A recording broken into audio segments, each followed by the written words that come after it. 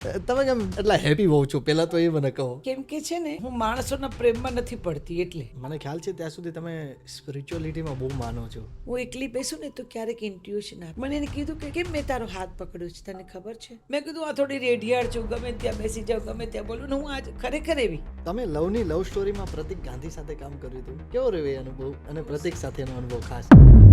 એ જે સમય હતો જ્યારે પ્રોપરલી તમે ઇન્ડસ્ટ્રીમાં આવી ગયા હતા, ત્યારે ફર્સ્ટ ફિલ્મ પ્રોપર કઈ મિલી હતી?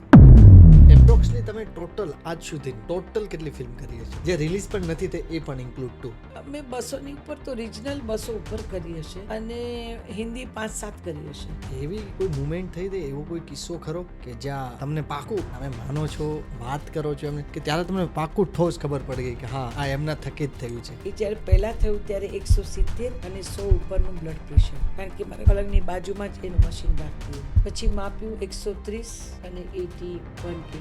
તો પછી વારંવાર નેગેટિવ કેરેક્ટર કરવા પાછળની ચોઈસ હતી કે ડિમાન્ડ હતી? પછી એક દિવસ વિચાર આવ્યો, નેગેટિવ રોલ તો કરું છું ને મોટે ભાગે, તો લલિતા પવાર જેવી નેગેટિવ એક્ટ્રેસ તો કોઈ હતી જ નહીં હિન્દી ઇન્ડસ્ટ્રીમાં.